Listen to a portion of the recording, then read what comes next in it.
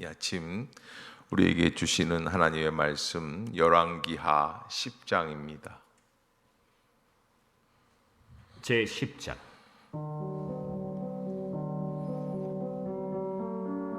아합의 아들 70명이 사마리아에 있는지라 예후가 편지들을 써서 사마리아에 보내서 이스라엘 귀족들 곧 장로들과 아합의 여러 아들을 교육하는 자들에게 전하니 일러스되, 너희 주의 아들들이 너희와 함께 있고 또 병거와 말과 견고한 성과 무기가 너희에게 있으니 이 편지가 너희에게 이르거든 너희 주의 아들들 중에서 가장 어질고 정직한 자를 택하여 그의 아버지의 왕좌에 두고 너희 주의 집을 위하여 싸우라.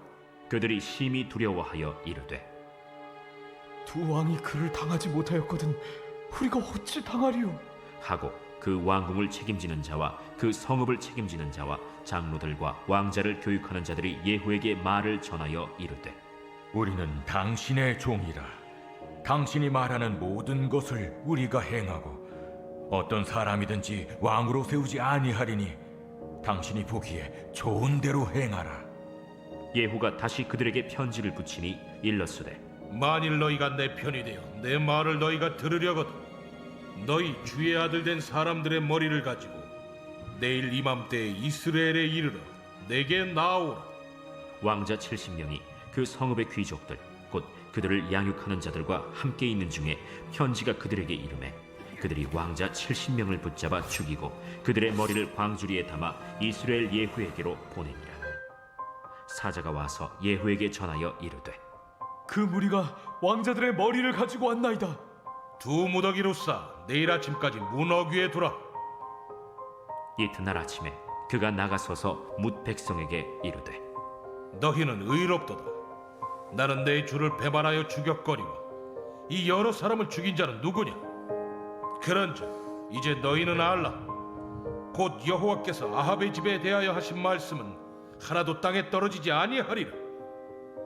여호와께서 그의 종 엘리야를 통하여 하신 말씀을 이제 이루셨도다.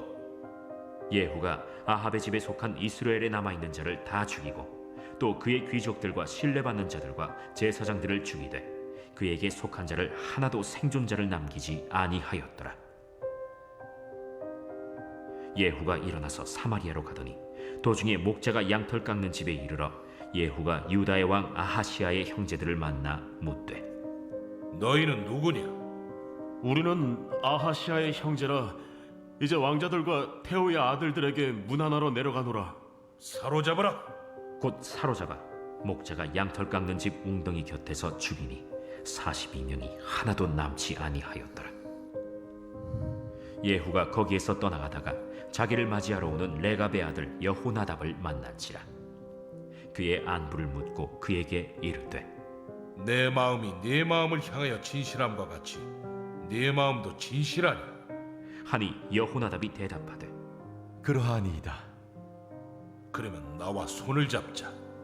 손을 잡으니 예후가 끌어 병거에 올리며 이르되, 나와 함께 가서 여호와를 위한 나의 열심을 보라. 하고 이에 자기 병거에 태우고 사마리아에 이르러 거기에 남아있는 바 아합에게 속한 자들을 죽여 진멸하였으니 여호와께서 엘리야에게 이르신 말씀과 같이 되었더라.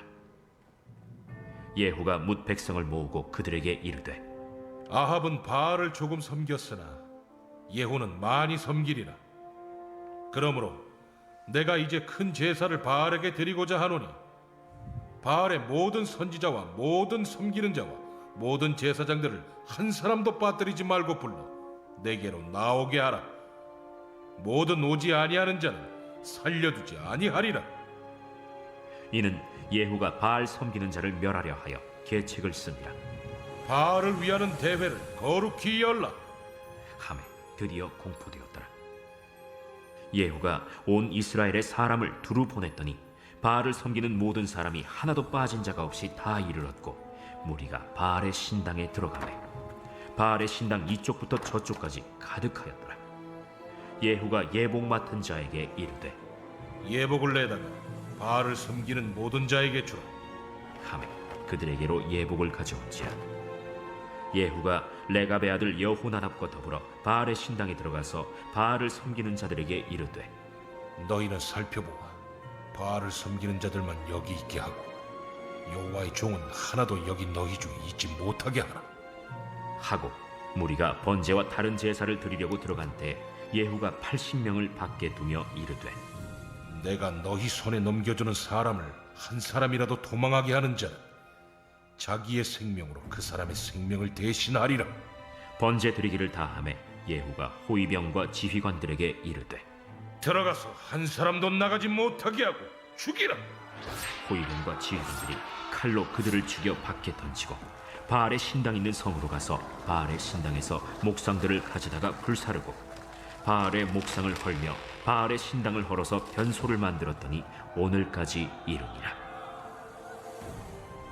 예후가 이와 같이 이스라엘 중에서 바알을 멸하였으나 이스라엘에게 범죄하게 한 느밧의 아들 여로보암의 죄, 곧 베델과 단에 있는 금송아지를 섬기는 죄에서는 떠나지 아니하였더라. 여호와께서 예후에게 이르시되 네가 나보기에 정직한 일을 행하되 잘 행하여 내 마음에 있는 대로 아합 집에 다 행하였은즉 네 자손이 이스라엘 왕 위를 이어 사대를 지내리라. 그러나 예후가 전심으로 이스라엘 하나님 여호와의 율법을 지켜 행하지 아니하며 여로보암이 이스라엘에게 범하게 한 그 죄에서 떠나지 아니하였더라. 이때 여호와께서 이스라엘에서 땅을 잘라내기 시작하시매 하사엘이 이스라엘의 모든 영토에서 공격하되 요단 동쪽 길르앗 온 땅 곧 갓 사람과 르우벤 사람과 므낫세 사람의 땅 아르논 골짜기에 있는 아로엘에서부터 길르앗과 바산까지 하였더라. 예후의 남은 사적과 행한 모든 일과 업적은 이스라엘 왕 역대 지략에 기록되지 아니하였느냐. 예후가 그의 조상들과 함께 잠에 사마리아에 장사되고 그의 아들 여호아하스가 그를 대신하여 왕이 되니라. 예후가 사마리아에서 이스라엘을 다스린 횟수는 28해이더라. 아멘.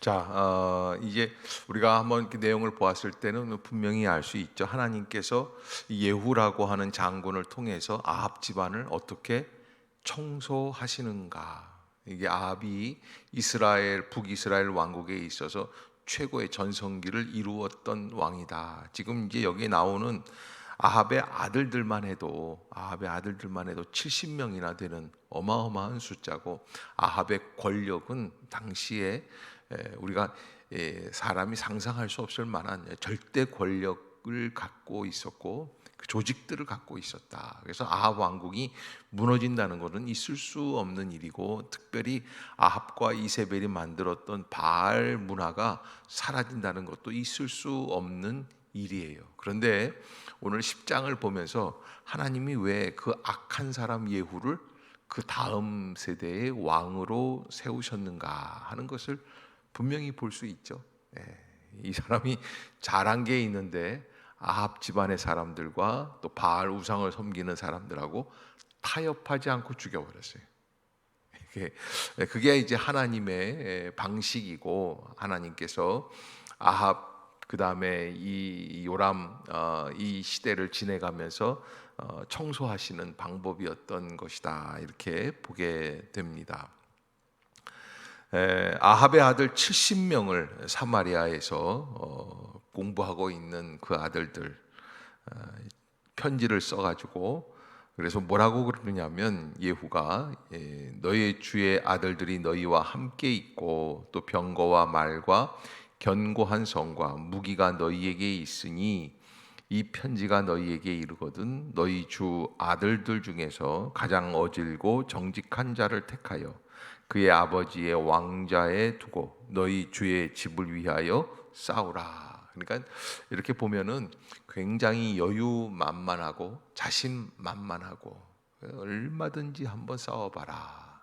예후가 실제적으로 그런 권력을 가지고 있는 것 같지는 않은데 예후가 엘리사의 생도에게 기름을 부음을 받은 다음부터 좀 달라지는 것 같아요. 그래서 그런 여유 있는 상황이 아님에도 불구하고 아주 자신만만하게 선포를 하니까 오히려 그쪽에서 너무 이쪽에서 자신이 있으니까 그쪽에서는 뭐라고 그러냐면 그들이 심히 두려워하여 이르되 두 왕이 그를 당하지 못하였거든 우리가 어찌 당할 수 있겠는가. 그러면서 그 아들 마침내 70명을 어떻게 하였습니까? 다 죽여가지고 목을 잘라서, 그래서 예후 장군과 더불어서 타협을 하고, 그리고 그들의 살 길을 꾀하게 된 그런 모습들을 보게 됩니다.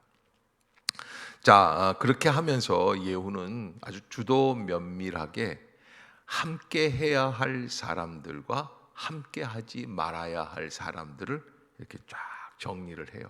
그래서 아합 집안이라든지 이런 정치적인 사람들은 다 제거하고 아합의 이후에 나오는 그 모든 세력들을 다 없앴다고 오늘 성경에 기록이 되어 있고요.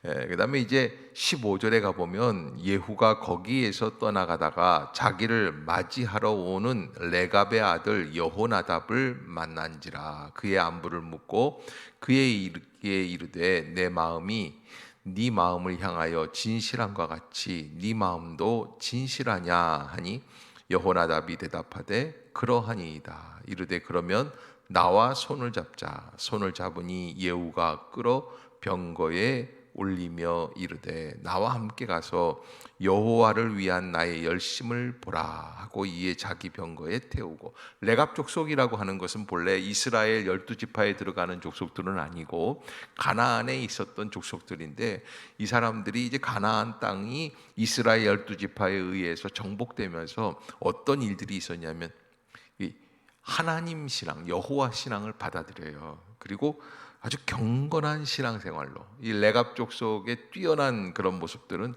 신앙을 참 철저하게 말씀대로 지켜나가는, 말하자면은 어떻게 표현을 할 수 있을까요? 뭐 정말 수도승들처럼 그렇게 신앙생활을 한다고 할까요? 그런 전통이 있는 사람들이 됐어요. 그런데 예후는 그 레갑 족속과 어떻게 합니까? 함께 연합을 하는 거예요. 그러니까 누가 봐도 예후가 지금 한 반역은 어떤 것이 됩니까? 하나님의 명령과 하나님의 말씀, 하나님의 말씀의 규례대로 준행하려고 하는 예후의 열심 있는 신앙이다. 그 열심을 가지고 이렇게 나아가는구나 하는 것을 알 수 있게 된다라고 하는 것이죠. 그것을 이렇게 깨닫게 되는 것이죠. 자, 그래서 여기 이제 그 레갑 족속과 함께 연합을 하고, 그리고서는 18절에 들어가서 드디어 예후가 아합 집안을 완전히 청소한 다음에 그 다음에 이제 하는 것이 뭡니까? 그런 이제 바알 선지자들, 바알을 숭배하는 자들을 청소하는 방법. 그는 아주 이 전공법을 써가지고 뭐라고 그럽니까? 뭇 백성을 모으고 그들에게 이르되 아합은 바알을 조금 섬겼으나 예후는 많이 섬기리라. 그래서 맨 처음에 이 본문을 읽는 사람들은 의아해합니다. 이렇게 하나님께서 이 예후에게 그런 길을 열어주시고 하나님을 섬겨야 되는데 왜 예후는 갑자기 바알을 섬긴다고 할까? 근데 이게 다 꿍꿍이가 있었다는 거예요. 그래서 그러므로 내가 이제 큰 제사를 바알에게 드리고자 하니 바알의 모든 선지자, 모든 섬기는 자, 모든 제사장들을 한 사람도 빠뜨리지 말고 불러 내게로 나오게 하라. 모든 오지 아니하는 자는 살려두지 아니하리라. 그러니까 부흥회를 해요. 바알 부흥회. 그러면서 전국에서 바알을 숭배한다고 하는 사람들은 다 모은 거예요. 다 모으고 한 곳에 집어넣고는 어떻게 했다는 거예요? 제사를 다 드린 다음에는 그러면 의복을 또 갈아입게 했어요. 바알을 숭배하는 사람들답게 의복을. 그리고서는 어떻게 합니까? 그 안에 들어가서 그냥 다 죽여버린 거예요. 그렇게 아주 이 기발한 아이디어로 그냥 한 번에 한숨에 그냥 그 모든 바알의 잔당들을 없애버리는 역사를 예후가 하게 됩니다. 자, 그렇게 행하였더니 30절에 하나님께서 예후를 위해서 이렇게 말씀을 주셨는데, 여호와께서 예후에게 이르시되 네가 나 보기에 정직한 일을 행하되 잘 행하여 내 마음에 있는 대로 아합 집에 다 행하였은즉 내 자손이 이스라엘 왕 위를 이어 4대를 지내리라 하시니라. 아멘. 그래서 하나님이 이 예후에게 무슨 축복을 주십니까? 4대가 이어갈 수 있는 왕권을 허락해 주신다는 거예요. 자, 그래서 이 축복의 하나의 완성이 됐죠. 그런데 이렇게 인간은요, 하나님 앞에서 축복을 받은 뒤가 문제라고 늘 그러지 않습니까? 그래서 제가 늘 부탁드리는 건 뭐예요? 유지하는 길을 받아라. 유지하는 것, 유지하는 방법이 있어야 돼요. 근데 이 31절에서도 예후도 마찬가지예요. 그러나 예후가 전심으로 이스라엘 하나님 여호와의 율법을 지켜 행하지 아니하며 여로보암이 이스라엘에게 범하게 한 그 죄에서 떠나지 그게 뭐예요? 이게 베델과 단에 있는 금송아지 숭배하는 거예요. 잘못된 일들인데 이거는 버리지 않았다라고 하는 것이죠. 그래서 시작이 된 게 뭡니까? 그래서 32절에 이때 여호와께서 이스라엘에서 땅을 잘라내기 시작하셨다. 그러니까 예후 때 이미 어떤 일들이 벌어집니까? 이제 몰락의 길을 걸어가는 건데 이스라엘 자체가 이제는 100년 정도 남아 있거든요. 그래서 28년을 예후가 왕권을 유지하고 있었는데 점점 기울어져 가고 강대한 처음에 여로보암이 이스라엘 북이스라엘 왕국을 세울 때 12지파 중에서 10지파를 데리고 나가서 그 웅장하고 강대한 나라를 세웠을 때하고는 전혀 틀리는, 그래서 점점 기울어져 가는 모습으로 이제 지내게 된다는 것. 그래서 사실 우리가 하나님 앞에서 하나님의 뜻을 잘 순종한다라는 것이 무엇인가? 이게 우리가 하나님의 뜻을 잘 순종한다는 게 무엇인가? 오늘 본문에 나와 있는 이런 모습들을 보면은 우리도 북한산에 가가지고선 절간에 들어가서 불상들 다 없애야 돼요. 어떻게 해야지 돼요? 왜 말들을 못하세요? 전국에 있는 무속인들 다 불러가지고선 없애야 돼요. 어떻게 해야지 돼요?